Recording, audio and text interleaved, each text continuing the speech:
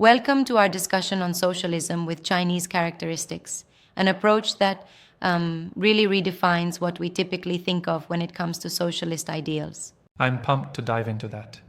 What really sets this model apart from, say, the more common elements of Western neoliberal capitalism? Well, it's fascinating. This model blends state led strategies with market based Yeah. mechanisms. Essentially, while China embraces market tools like stock markets and private enterprises, all these are under tight state control aimed at maintaining social stability and achieving long term development. So it's kind of like a mixed bag. We have market dynamics, but with socialist oversight. Exactly. It's like, um, you know how you might add a bit of spice to a traditional recipe? China's taken the fundamental Marxist ideas and stirred in modern market practices to boost growth. Mm-hmm. That's really interesting.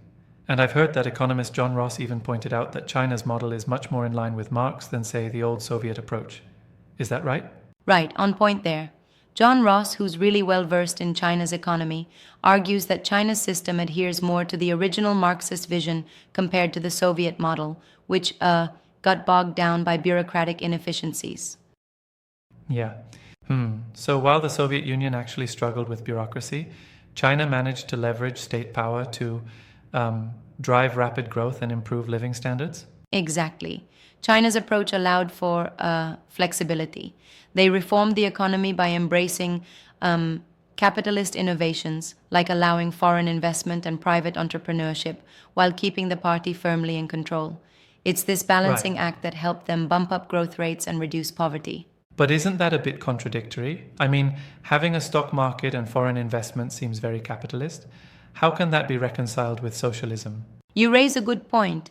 It does sound contradictory at first, but the state's strong regulatory framework ensures that profit isn't the only goal. Yep. Instead, wealth creation is tied to social stability and national development priorities.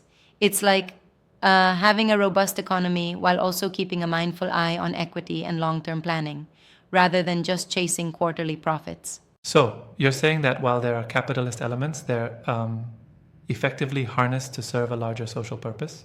Precisely.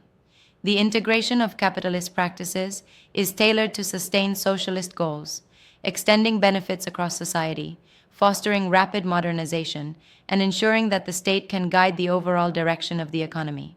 That's what really makes China's economic model distinct. And then there's the idea that economic reforms in China might succeed where similar reforms in Russia failed. What's the reasoning behind that comparison? Well, it's largely due to the systematic approach and the strong central leadership in China. Unlike in Russia, where reforms led to economic turmoil and inequality, China applied reforms gradually. The state Yeah. kept a firm grip on strategic industries and utilized market reforms to drive development without abandoning socialist principles entirely. It almost sounds like China's approach is less about letting the market run free and more about using market forces in a controlled, intentional way. Exactly, it's an orchestrated effort.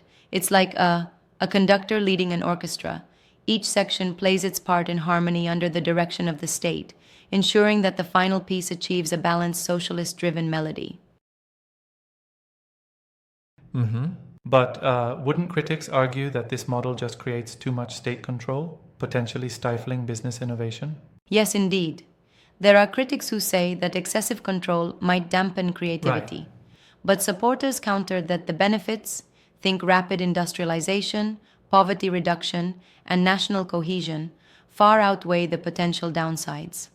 They argue it's not about completely marring innovation, but channeling it safely into areas that support national goals. I can see that. It's definitely not a one-size-fits-all model. But what do you make of the claim that China's model aligns more with traditional Marxism than even the Soviet economic path?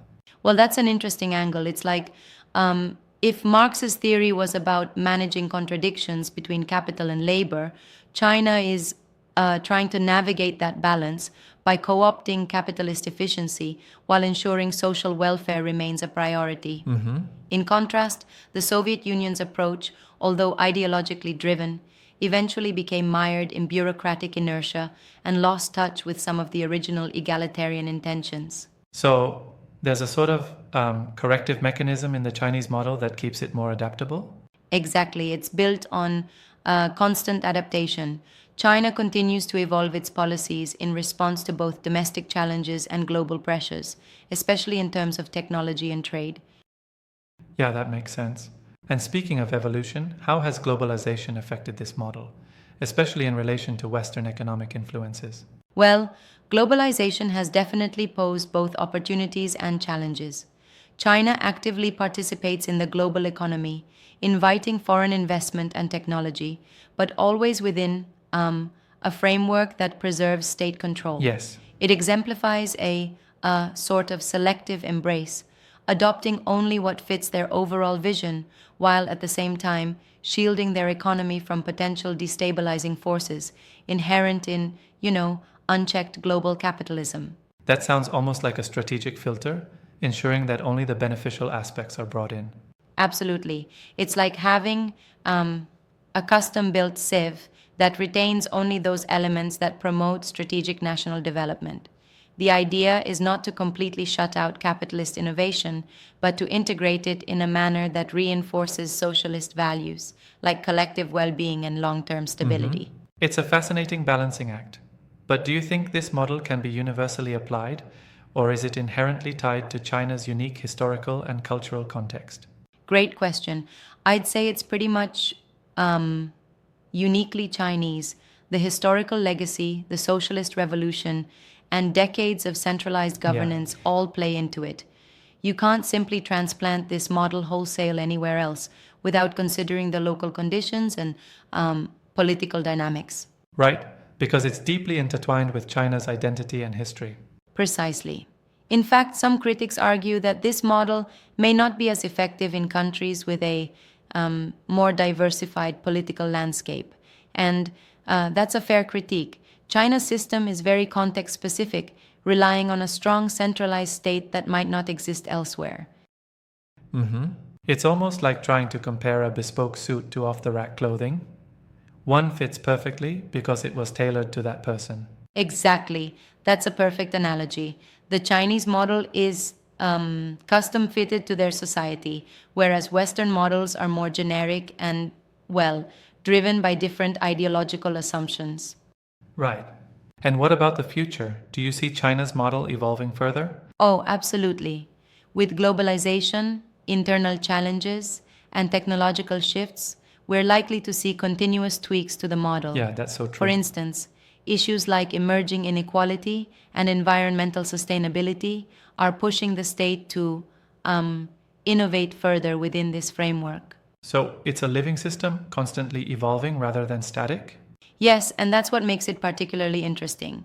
Unlike rigid economic structures, this model is dynamic and adapts to new challenges while still staying true to its fundamental ethos. It's a dialogue between tradition and modernity. That really gives us a lot to think about regarding how economic policies can mix ideology and pragmatism. Absolutely. It's a testament to the fact that economic systems don't have to be purely ideological. They can be pragmatic too. They blend historical lessons with current needs. And that's truly a distinctive feature of socialism with Chinese characteristics. Right on. Thanks for this engaging dive into the subject. It's given me a lot to reflect on about the intersection of ideology, culture, and economic strategy. Anytime. It's always a pleasure to break down complex topics in a way that sparks new thoughts. Exactly.